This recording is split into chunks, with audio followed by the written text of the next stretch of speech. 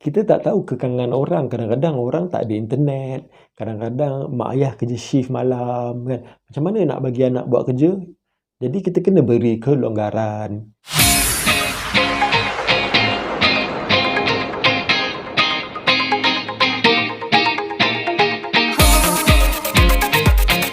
Assalamualaikum, selamat sejahtera, selamat datang ke channel Syed Jidin Sembang. Okey, pertama sekali saya ucapkan terima kasih kepada yang terus menyokong video-video saya. Dan video kali ini, dia adalah berkaitan tentang cabaran dan kekangan melakukan dan menjalankan pengajaran di rumah. Yang mana dulu semasa PKP yang pertama, seluruh Malaysia menggunakan dan terpaksa menjalankan PDPC secara online di rumah. Dan masa tu kita kebanyakan murid-murid dan guru-guru tidak bersedia. Kan kita tengah cuti bulan 3, tiba-tiba sambung PKP. Ada yang tak bawa buku, tak bawa bahan dan sebagainya. Tapi kali ini, negeri di Selangor, KL dan Putrajaya dijalankan, serta di Sabah, dijalankan PKPB. Yang mana sekolah tidak dapat beroperasi. Termasuk sekolah rendah dan sekolah menengah. Jadi murid-murid yang nak ambil exam, SPM sebenarnya kan, bukan aja murid, cikgu pun sebenarnya tengah pening. Macam mana kita nak menyampaikan PDPC ni dengan berkesan? Okay, jadi kita terpaksa menjalankan PDPC secara online di rumah, yang mana ikut kreativiti dan kemudahan yang ada. Ada yang gunakan Google Meet, Google Classroom, WhatsApp, Telegram, ada yang menggunakan Quizzes, ada yang menggunakan macam-macam lagi lah cara kreativiti cikgu-cikgu ni semua kan. Jadi dengan cara-cara ni semua, sebenarnya walaupun ada orang kata seronok lah kerja daripada rumah kan, seronok lah boleh buat kerja daripada rumah, tak payah pergi kerja. Sebenarnya bukan semua orang merasai seronok. Ada orang yang merasai tekanan, ada orang yang stres, ada orang yang mengalami beberapa masalah. Sebab apa? Kalau dalam kelas pun kita mengajar, kita bagi 100%, bukan semua murid akan dapat 100. Kadang-kadang kita tanya, faham tak? Semua murid-murid jawab, faham. Lepas tu kita tanya, okey Ali, kalau awak faham, apa jawapan dia? Mulalah krik-krik, krik-krik, krik-krik kan. Walaupun jawab faham, dalam kelas tu, rupanya ada yang tidak dapat 100% pengajaran.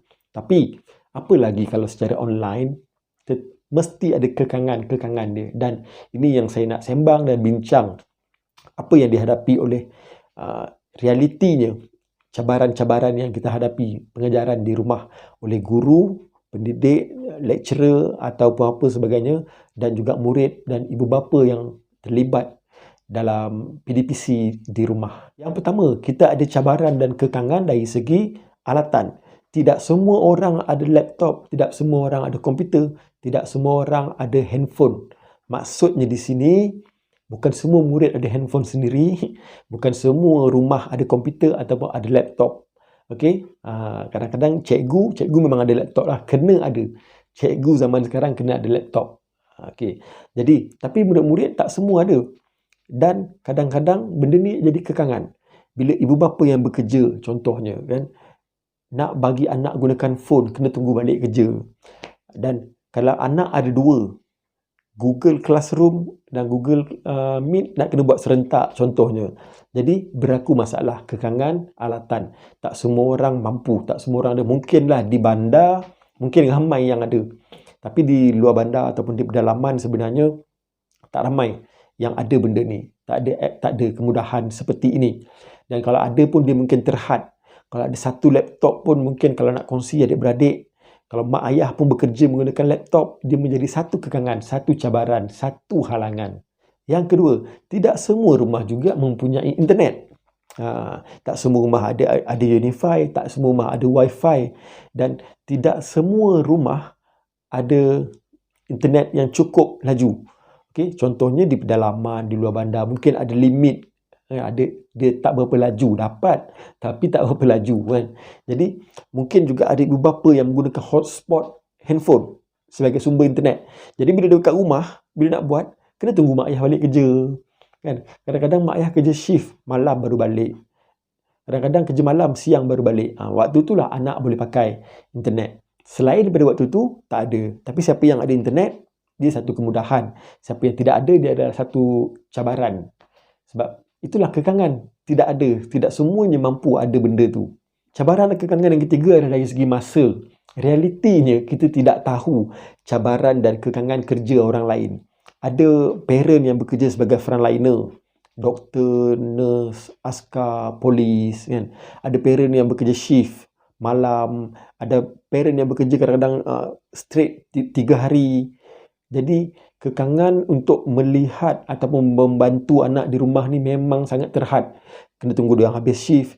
Atau yang frontliner tu memang lama. Kadang-kadang nak balik kena kuarantin dan sebagainya yang kita tak tahu. Jadi itu adalah kekangan, kemudahan dan bimbingan di rumah yang murid-murid ni tidak dapat sebenarnya.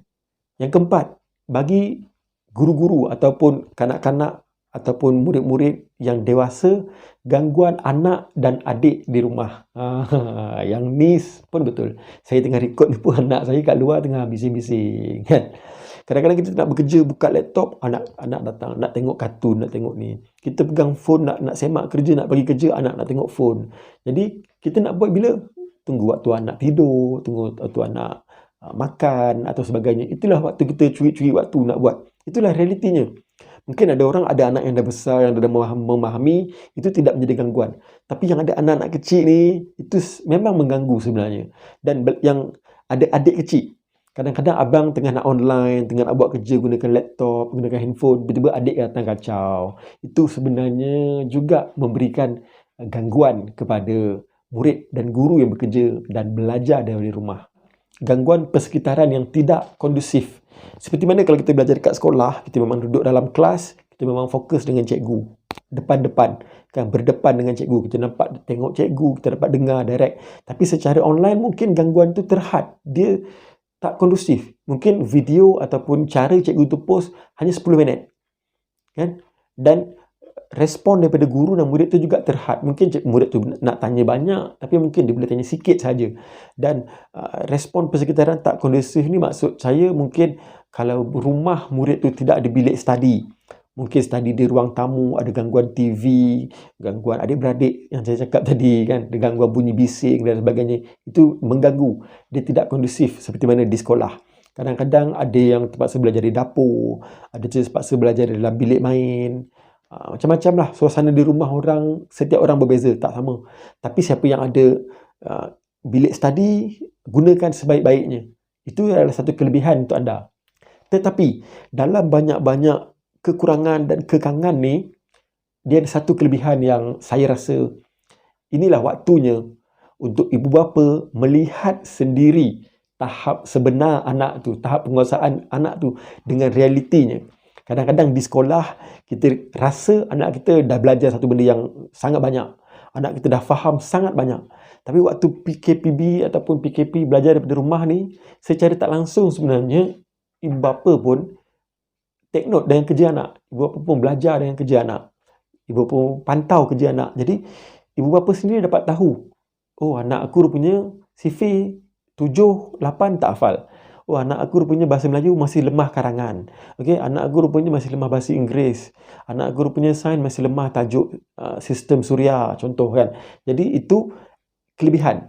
Sebab ibu bapa tu dapat tengok sendiri realiti anak, dan kelebihan dia adalah ibu bapa terus bimbing. Ibu bapa juga boleh bimbing dan pantau selain daripada latihan, video dan macam-macam yang cikgu bagi secara online. Ibu bapa juga boleh bimbing sendiri di rumah. Jadi itu juga satu kelebihan sebenarnya. Jadi kesimpulan daripada sini, dalam banyak-banyak cabaran yang kita hadapi, mesti ada kelebihan. Pandanglah sesuatu itu di sudut yang positif, yang mana kita boleh dapat kelebihan tu. Tapi jangan jadikan ia satu alasan yang untuk tak naklah belajar, tak naklah buat langsung, tak naklah buat ni. Gunakan waktu yang ada. Kalau weekend tu waktu free, gunakan waktu weekend. Kalau Isnin sampai Jumaat ibu bapa kerja, tak ada internet, weekend baru mak ayah ada, buatlah weekend. Spendlah time weekend tu dengan anak untuk tengok mana latihan yang dia tidak sempat buat. Belajar, tetap kena belajar. Terutama yang nak ambil exam, SPM dan sebagainya, kan. Waktu ni lah, gunakan sebaik-baiknya. Tapi kita juga harap sebenarnya benda ni cepat selesai. Kita semua nak pergi sekolah, nak belajar depan-depan, kan. Kita semua nak merasai kembali kehidupan normal, belajar seperti biasa, kan. Jadi kita sama-sama harap benda ni cepat selesai. Jadi untuk video akan datang, saya akan sambung pula cara-cara untuk menguruskan cabaran tadi. Kita mungkin stres dengan cabaran-cabaran tadi.